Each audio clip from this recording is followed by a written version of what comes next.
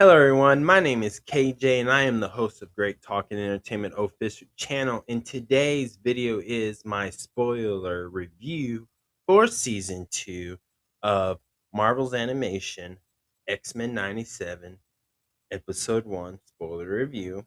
So, if you have not seen season 1 or season 2 of X Men '97, please pause this. And before you go and watch this amazing animation series, could you hit the thumbs up button, aka the like button? That would help my YouTube channel out, and I appreciate that. Come back and let me know what you think about of episode 1 for season 2 of X-Men '97 in the comments below. Did you like it? Did you love it? Did you didn't like it? Did you hate it? And what Marvel fan theories are you coming up with, or are you liking? Are you liking about or hearing off the internet basically that you hope that is a true theory?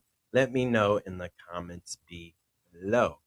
So before jump into this spoiler review where I go scene by scene, dialogue by dialogue, show out little clues, little Easter eggs that Marvel has gracefully let us see or find in these episodes, I should say. I'm gonna give y'all a chance. I'm gonna give y'all a skit, and then after this skit that I made for you guys, I'm gonna talk about episode 1. So again, this is a spoiler review. Y'all been warned. Now enjoy this skit. Hmm.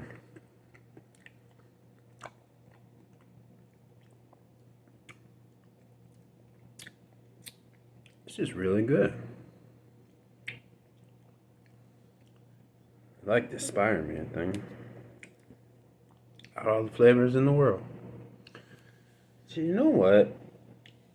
I wonder what Spider-Man does on his day off. I wonder.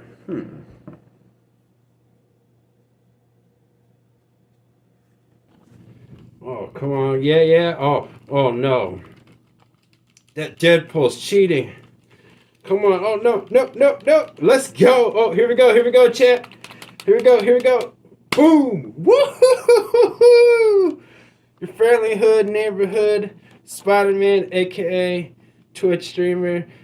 We did it, guys. Drop them diamonds. Drop them galaxies. Let's go. We did it, chat. Let's go. Huh? Nah, no way. Spider-Man doesn't have time to play video games. He's gotta go save the world. It's always a brand new day for that guy. He has no time for those video games, but I do. All right. Hope you guys enjoyed the skit. Now, this episode starts off with Bishop and Forge to save the X-Men who are split up.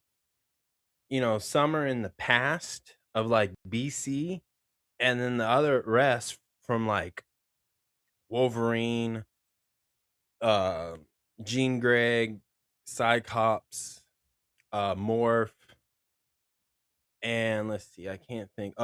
Storm are in the future. And so obviously Forge, because he has a love interest now with Storm, he's gonna go to the future, and Bischoff's gonna go to the past where it's Charles Xavier, Magneto, Rogue, Beast, and I can't Nightcrawler. See, I'm working. I'm working. But so they're gonna split off. So one's in the past, half of them are in the future. Bischoff's going to the past, Forge is going to the future.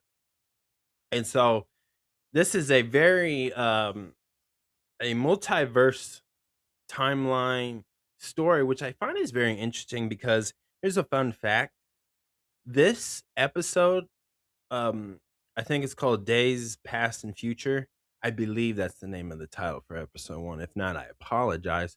But basically, what we're seeing is I don't know if you would call it a retcon, or I don't know, it's a remake, or even I would dare say a reboot of this of the story of Apocalypse, basically, because he's the main villain for season 2 so far, unless he's not. But I have a theory about if he wasn't. But what's interesting is they told this story in the old X-Men animation show in the 90s or maybe 2000s. I was a kid when this came out, but it was on a channel called Fox Kids. That's where I remember it. And this is like some Midwest stuff. If you know, you know. But um there was a animation X-Men show that's literally just like this. But they told this story before, and I don't know if they're doing a resurrection of this story, but there's a lot of difference between this story and the story about Apocalypse. But it's the exact same concept of Nathan, aka Cable, who is the son of, well, he's the son of Cyclops, but his mom is Madeline, or you can say Jean Grey, depending how you look on it. Because season 1, we find out the Goblin Queen Madeline was the one that gave birth to Nathan, but Jean Grey shares the exact same memories and everything else you can imagine uh as her. So it's like it's Jean Grey's DNA technically, but it's really not. It Because I think Madeline, aka the Goblin Queen, is somewhat of a clone, thanks to Mister Sinister and stuff. And we know from season 1 the whole reason why Nathan was sent to the future, because Mister Sinister gave him that child Cable when he was a baby a virus, and the only way to cure this virus or disease was to send Nathan to the future, and that's what Bischoff did. And so that's the whole point of putting Nathan there, aka Cable. And which we see Cable in the live action in the Deadpool movie. Just putting that out there. Just putting it out there. But the whole point of this is really interesting through episode 1 and episode 3. But definitely check out my spoiler review for episode 2 and 3. I'm going to do separately, of course. But so just to keep that in mind, guys, if you never ever watched the old school 90s X-Men animation that used to be on cable television on your local channels, for me, you can watch it on Disney Plus because it's available. So I would say if you want to go do your not it's not necessary to know it, but if you really want to get a deeper meaning to this, because even if you never want to watch that older cartoon version of this, that's totally fine, because this show is pretty much literally changing history and the timeline of this. So just you could just stay focused on X-Men 97 season 1 and season 2 basically. So I'm just going to put that out there. So now the two are going off, and again, the X-Men are split, and we see that when Forge gets to the future, he discovers that Cyclops and Jean Grey or somewhat wanting to stay until they could help their son Nathan, aka Cable. But that is not a good idea because it can mess up the timeline. Now, this is what gets me so geeked up, is because I tell you what, there is so much low key TVA and an Avengers Doomsday feeling to this, because not just because Morph turned into Thor in this episode and used the hammer. Morph's a mutant who can like shapeshift into whoever he wants, right? And he's related to other mutant characters from the Marvel universe, so just keep that in mind. But the reason why I think this is gonna heavily in a way connect to Avengers Doomsday is because little things like this. Because Cyclops and Jean Grey, they're they're usually the responsible members of the X-Men, but since they're parents and stuff in a way, well they are parents, but they're not thinking straight. And to see uh, usually Cyclops is the leader of the X-Men, or sometimes it's Wolverine depending on you want to look at it. But like Forge gets there and he discovers this.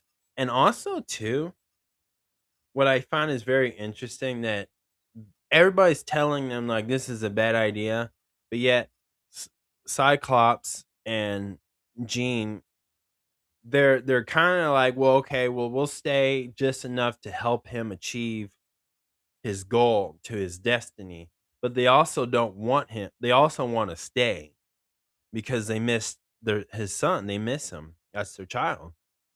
And so it's it's very cool to see them be vulnerable and let their emotions take drive on their instinct. So they're not being really X-Men leaders.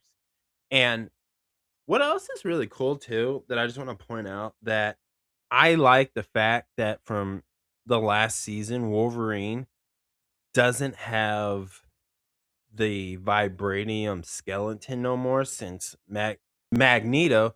What's really cool is that Wolverine doesn't have his vibranium steel skeleton bones because season 1 Magneto literally took that all out. And so when you see Wolverine save Forge for being attacked from these like Terminator robotic AI stuff, we see Wolverine back to his skeletons. And what's really unique too, if you pay attention, when Wolverine pulls out his claws, you hear like that metal sound. This is like a skin rip, and his skeleton bone claws are breaking. And so it's a unique twist, but yet Logan Wolverine still has his healing ability. So he has to endure this pain, but his bones are breaking, but they can regrow. So he's really more depending on his healing abilities and regenerating mutant ability. That's what his real mutant powers is that.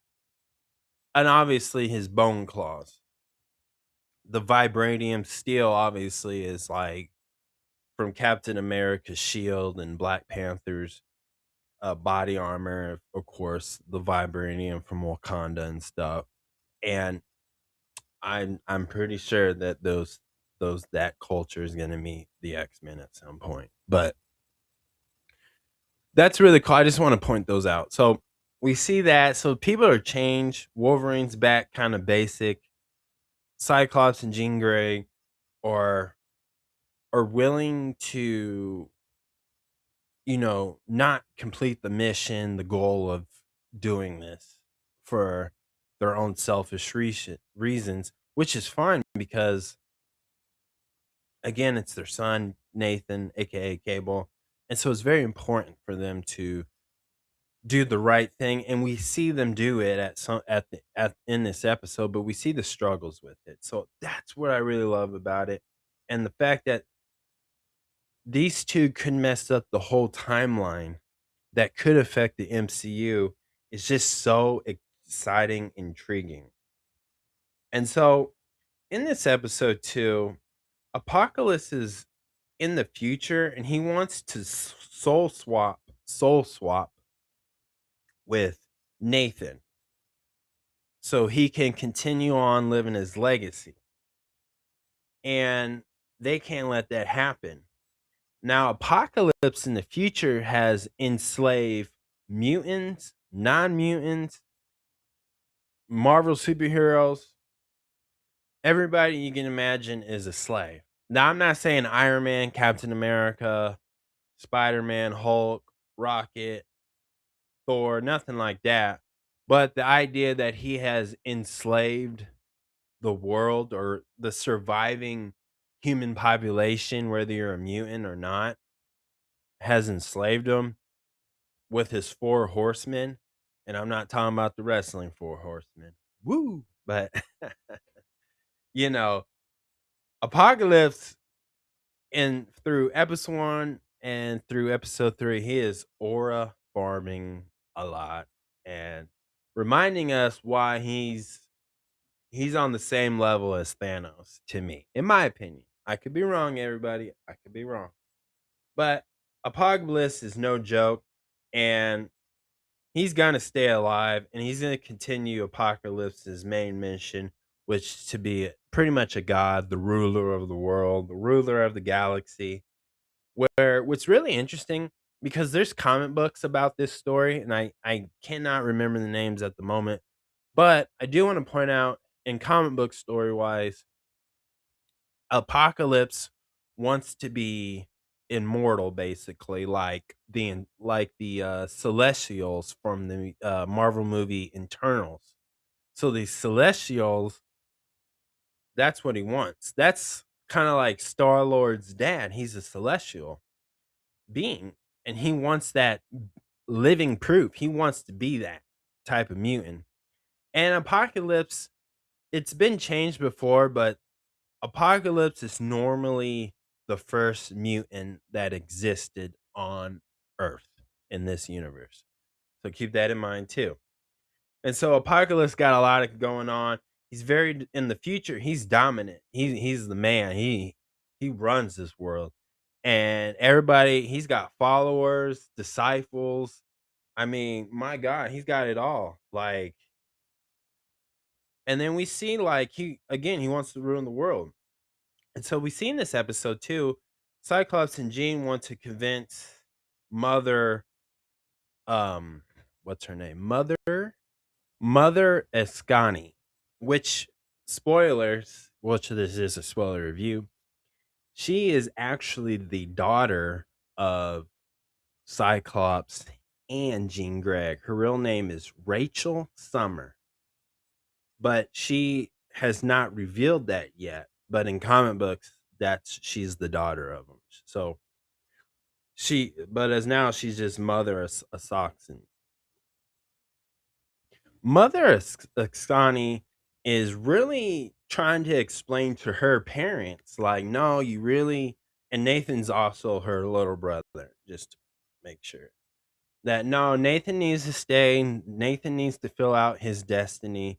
He's the guy that's going to save the world, save the universe, and defeat Apocalypse. Right. And I get it. This is again, Cyclops and Jean Grey are very emotional about this because they missed their son. They didn't want to give up their son in the beginning at all.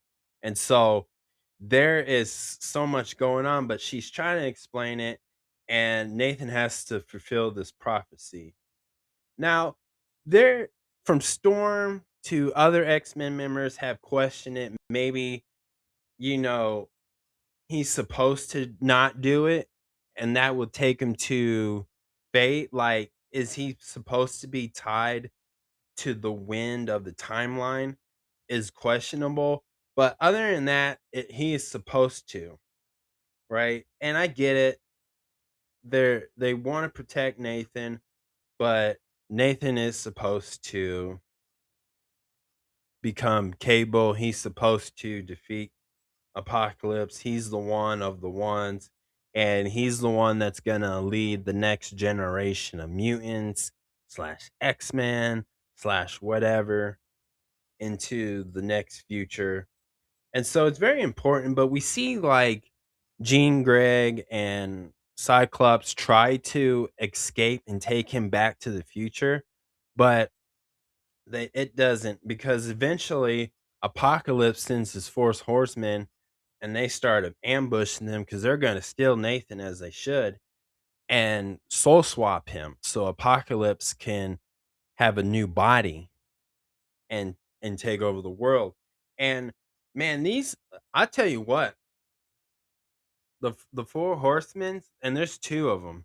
There's one where he sends out and we unique, but then there's the second one where they're the backup, like, and he only uses these four horsemen when his plan's not working. So the first group we see one who, well, not it was by like one, two, three, four of them who ambush Jean Grey, Cyclops, and they take Nathan. Now, the first one that I knows was Pestilent, and this woman can forge out literally beetles and just like a plague, right?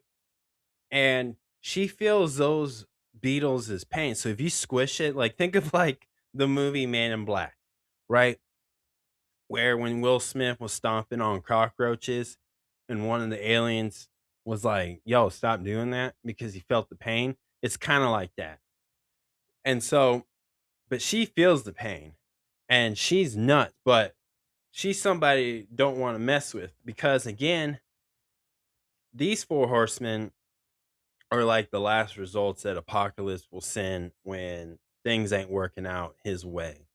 And but he's got to make sure he ain't gonna let the X-Men mess up Apocalypse his own plans. Like he's got to get this right. And she's no joke. She looks beautiful. She looks good. But boy, when she released them all them bugs out her mouth, ugh, and these beetles will literally tear off your skin and eat your eyeballs, eat your organs. Like I don't care who you. I mean, unless you're like Doctor Strange, Ghost Rider. I mean, if you're the Hulk, yeah, I mean you can go, but like little baby Groot, he might not have a chance. He might be gone. But she's no joke. She's no joke at all. And then we also see is a Minotaur named War. Now there's another character in episode 2 named War, and I'll explain why. It's just a title that Apocalypse gives because Apocalypse is like Apocalypse acts like he's like God basically, or he's Jesus, right? But he's just evil. He's like but he has the mindset of Thanos. So when you hear the name War, it's just like a honorable title that Apocalypse has blessed these mutant characters. Now, this War is a Minotaur. He's like a bull. He's a half human, half bull. Now, what's funny, I don't know why. It is funny, but I'm just saying the way Minotaur is in X-Men 97 versus what we saw in She-Hulk, two different things. Now, I don't know if they're the same Minotaur, but there was a Minotaur in She-Hulk season 1, which I hoping we'll get a season 2 one day. Please, Kevin Feige, please, please. But this Minotaur has a giant axe and he's just strong. Like he'll lay the smackdown on you and crush your whole bones. Like he's like the Hulk, all brute force. I mean, if you ain't a Captain America, you ain't Spider Man, and you definitely ain't Thor, Wolverine, something like that, or Deadpool, you may not survive. Like I don't think Baby Groot, Teenage Groot, Adult Groot can hang against Manador. I'm just saying, prove me wrong, prove me wrong. But but with him and him taking down Cyclops and Jean Grey, I mean, he's no joke. I mean, we seen this scene where the X-Men struggle, taking him down. Another member we see Famine, and Famine is like a Confederate soldier, and he plays the drum. But when he plays this drum, his mutant abilities is basically like a cancer. It's some cancer disease that literally just burns off your skin. And if it wasn't for Gene Greg to put a shield, they'd all have been cooked. And he was hitting the drums like drumline. And I mean, he was no joke. because eventually they all could not handle it and they take Nathan, and now they got Nathan. So that, I mean, guys like that is just powerful. But it's really cool because like I don't remember if they ever showed those particular mutant characters in live action or from the older X-Men cartoon series. I'm not really sure, but I think this could be the first time showing them in a animation, and they probably never been in live action. I'm not sure yet. And the last one is Jar V Death. Now, I don't know if he's related to Lady Death, but they just call him Death in this. But again, I don't know if he's Lady Death. Now, he has that like Aladdin slash Doctor Strange type get up, but he just conflicts a disease that can just literally kill you and stuff. And he's crazy. Like in comic books, he's crazy, but he's very like Shakespearean. Very, he talks smart. Like Thanos. He's very like, you know, he doesn't say nothing crazy. But he is crazy. He makes crazy sound intelligent, basically, and that's what he does in this. And so now that they got captured, now they got to try to stop the rest of the X-Men crew. Got to try to stop this, which they do, by the way. And they get on this train, and they run this train right into the Temple of Apocalypse. Now, this is the same design from the 90s slash 2000s X-Men animation series when I was growing up. Same thing, just more updated and graphics and stuff. But it's like a temple and has his face on it. Like Apocalypse is so in love with himself, and we'll see why in episode, I believe, 2. No, episode 3. We'll see why in episode 3. But when we get there, we get there. But he's very full of himself. And we see, the Summers, the whole family, they break out of the change that they were in, and Jean Greg gets his son the disease out of him, and the whole Summers continue to fight these robots, and now the Horsemans and Osmaids in true X-Men dramatic fashion, as the rest of the team shows up and just in time to join the fight as Storm freezes the villains and he just turns into Thor and uses the hammer just to smash people. And then we see Mother Ixani crashes the train right into Apocalypse's main headquarters to fulfill the prophecy as the Osmaids try to fight this and recreate Apocalypse. And he tells him that they are basically losing, but Apocalypse says, no way, he ain't gonna lose. So what does Apocalypse does? He goes and time travels to 1990s where he's gonna attack, presumably where he'll arrive in Genosha, as we saw him in the post-credit scenes from season 1 of X-Men 97. So he's gonna try to fight the X-Men there, or a version of the X-Men or something like that, and attack there because he's not losing. Apocalypse, he's gonna achieve his mission. So he time travels. And I swear, like, if I had a if there's any slice of this connected, X-Men 97 is connected to the live action MCU, I believe from Daredevil Born Again that Kingpin owns that island that Kingpin owns that he's at right now from season 2 of Daredevil Born Again. I think that's Genosha. I think that island that Kingpin's at is Genosha, and I believe I'm just saying, if they're time traveling like this, what if Apocalypse from season 2 of X-Men 97 just hits the live action version where Kingpin's at? I'm just saying. I'm just saying it could happen. but he's heading to Genosha, and they've been talking about Genosha a lot this year. So Marvel Studios, I'm just saying it could happen. I'm just saying. And then closer to the end of this episode, we see that Nathan puts his robotic arm through the technology that Apocalypse created, which it makes a familiar arm technology that of the arm that Cable is historically famous for. And he sees that, and then we get to like a narrative where we see a older Cyclops or Cable, excuse me, older version of Cable flexing his arm. And at the end of this episode, he's basically he's gonna try to recruit Sunsport and Jubilee in the current time of where the X-Men are actually in the timeline. And so that's how it ends.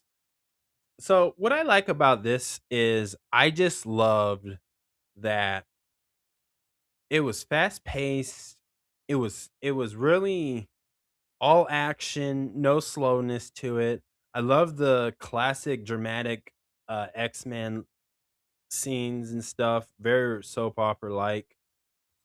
And also too, there was a lot of tug and pull with this episode and really all three episodes because of the fact like, if I had a nitpick really, I wish it was longer. But I know they couldn't do that at times because I think the main goal was to show all the action. It was always to kind of speed it up at times because they're just trying to get to the point. But I wish they went a little longer, just go into more detail of it. But I see why they're trying to not avoid it because I think there's so much a deeper meaning. And I do believe that at this point, X-Men 97 is going to have a really huge connection to the MCU and more surrounding around Avengers Doomsday and probably Avengers Secret War movie that's coming out as well, I think next year. But that's what I think is why they're really rushing, not really keeping the episodes a little bit shorter and just talking about things not in full detail, but just enough to get the audience to kind of get the understand of it. But that's the only thing I would nitpick about that. Other than that, I love the concept of apocalypse. I love like the time traveling in this, and I love like they're really concerned I'm not breaking the timeline rules. I don't know if the TVA is ever going to show up in this series, but I do see like the importance of making the ultimate sacrifice. And the ultimate sacrifice for Jean Grey and Cyclops was the time they got to spend with their son. They had to leave. They had to go back to their timeline. And to see Nathan in this episode have to be the big boy or become a man at this time and say he hugged his mom and dad and he pushed them away, not push them hard, but like just said you guys got to go back to your current timeline. And that's what they did. And that was a really tough thing because Nathan in this, when he's a young boy before he becomes Cable, he felt weak. He didn't believe in the prophecy. He just seems like a sick kid. But obviously he's not. He's more than that. And he does end up battling Apocalypse before. Now, if you watch the old X-Men animation series, Cable does throw hands at Apocalypse. And in comic books he does, but they haven't done this yet in this series. And so, like in a one-on-one fight, basically. And in this, we see again, like we're seeing Archangel, and we also see Psylocke as well, who's in this. And it's really those three, and they're going to recruit Jubilee and Sunspot. But what's unique about this is this is where they're leading into episode 2 as they get prepared to recruit them. But I like this show a little bit of like episode 1 was basically showing the origin story of Cable, basically. But they're also showing the idea like they're foreshadowing, I would say more likely that they're going to retcon a lot of things and change the timeline and break multiverse rules that the TVA has placed.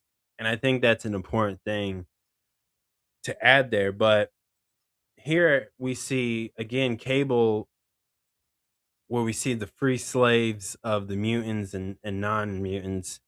They all look up to Cable as the leader. And, you know, what's interesting too about that when they showed like the slaves coming out from being chained up or locked up. And again, in the older X-Men animation series, those are the same characters because in that one, Cable had a bigger group, a bigger team, and a lot of them were slaves to Apocalypse. And to see them in this series, it hints like they're definitely going to change the timeline. Like, there's no chance of nobody changing anything. Like something's gonna get changed, and it's gonna pretty affect the whole. I believe the whole MCU. That's what I think. That's why I think episode 1 is starting off like this because one, they're foreshadowing there will be a timeline change. Somebody's gonna screw something up, and but just who? Just who? Who will it be? But it wasn't Jean Grey and Cyclops. You know, they did remind themselves why they're the leaders of the whole X-Men and the school and stuff. So they did the right thing, even though selfishly they just wanted their son back as a child. They wanted to take the child version of Cable back to their current timeline, which they couldn't. So I love that. Very dramatic X-Men story. Very positive, but also action packed. I love the action. I love the animation and the colors. I love the music behind it. I just everything was just so cool, fun to watch. And if I had to give this a 1 out of 10, this is definitely an 8. This was definitely a banger of a banger for a start for season 2. And again, there's so many Marvel Easter eggs in here and reference to the old X-Men animation. Like it's very excited. My favorite part was just seeing Morph shapeship into Thor. Like knowing to let you know that yes, the Avengers exist. They are very well who are the Avengers, but they made that clear in season 1 as well. But the idea that in every future past, well, just the future, I don't know about the past, but uh they know in the future that the Avengers, who the Avengers are, who's Captain America, who's Thor, and all that. So I think that's really cool that they put that little Easter egg in that. And Storm, she was really cool. Like to see her use her ability in this and to use the actual sun like a solar to help activate and take on Cyclops Apocalypse is crew is crazy. Like she was so badass in this. I loved it. Really good, loved it. What a good start. But that is my spoiler review, y'all. Thank you so much. Please subscribe to my YouTube channel, Great Talking Entertainment official channel. Subscribe, hit that notification button so you get always the update with all my latest content. Thank you guys, and peace